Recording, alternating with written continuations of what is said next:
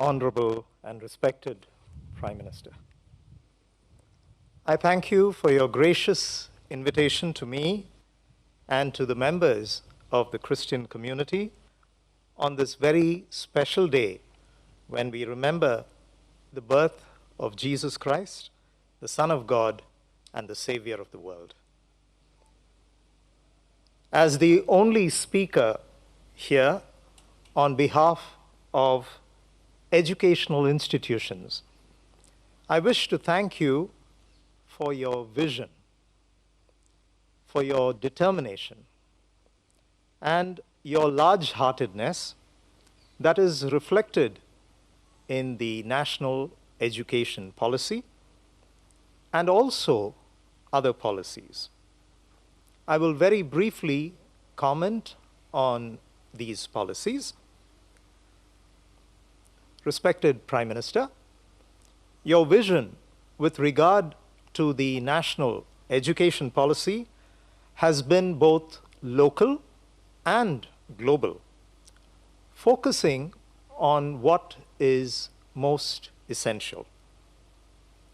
The NEP has laid tremendous focus on school education, and this is exactly what should have been done.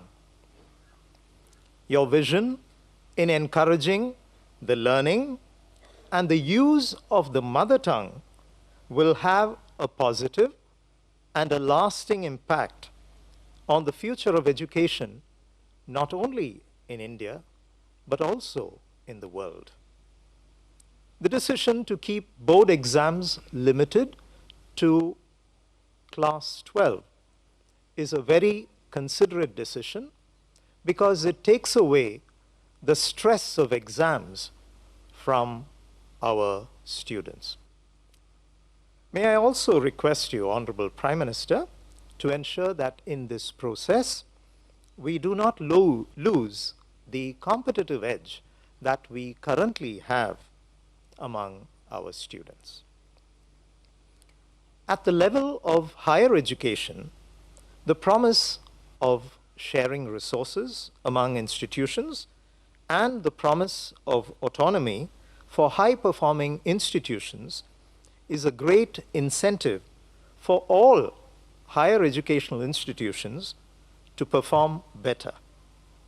You have encouraged innovation among young people, like the speaker before me mentioned.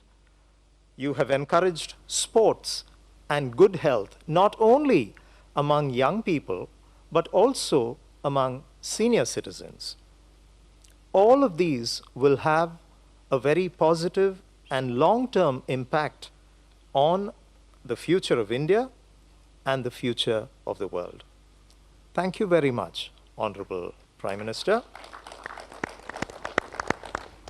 Your practical vision of the neighborhood first policy has been eagerly put into practice by St. Stephen's College with its successful Young Leaders Neighborhood First Fellowship Program. It is the first such fellowship program of its kind in India, where we invite young leaders, young promising leaders from the neighborhood to come and learn the good practices that we have in India. This has been enabled because of your vision.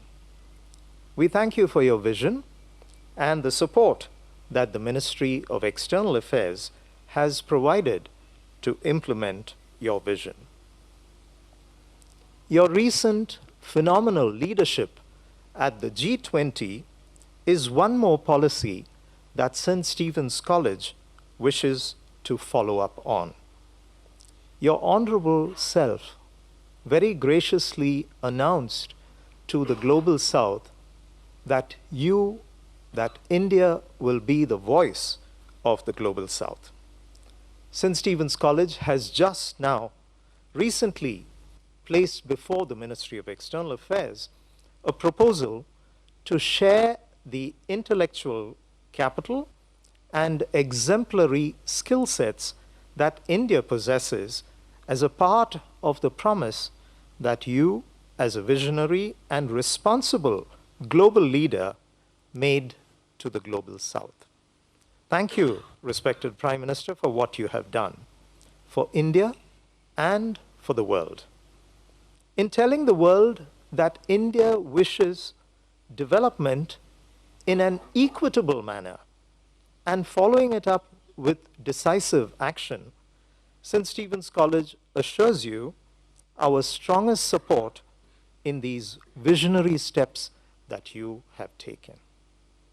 India is a great civilization, but your vision for India through the policies that your honorable self has put forward and implemented has shown splendid results.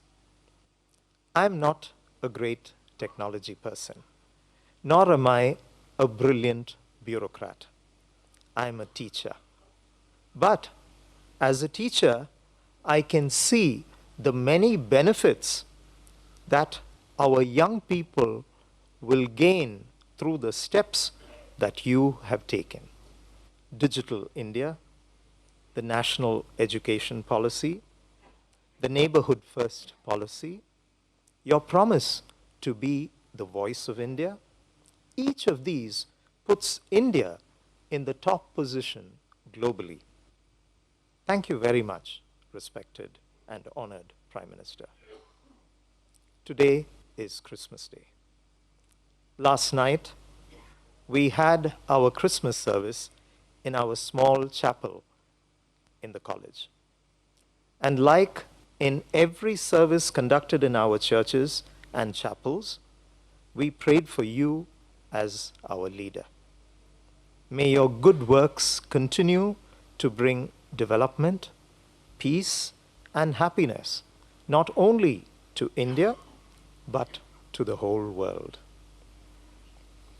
I'm aware that you are very fond of one of the oldest languages in India, and therefore, I would like to conclude my speech here in a language that you love. மாண்புமிகு பிரதான மந்திரி அவர்களே, இந்த சிறந்த நாளில் நான் கிறிஸ்துவின் அன்பை உங்களுக்கு வழங்குகிறேன். உங்கள் நலத்தை ஆண்டவரிடம் நன்றாக இருப்பதற்காக வேண்டுகிறேன். நீங்கள் செய்த எல்லா நல்ல காரியங்களுக்கும் ஆசிரியர்களின் சார்பாக உங்களுக்கு நன்றி செலுத்துகிறேன். இன்னும் சில வருடங்களில் உமது தீர்க்க தரிசனம் உலகம் முழுவதும்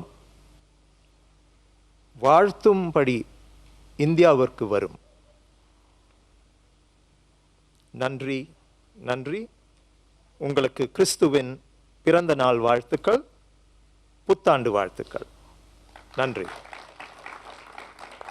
Should I translate it?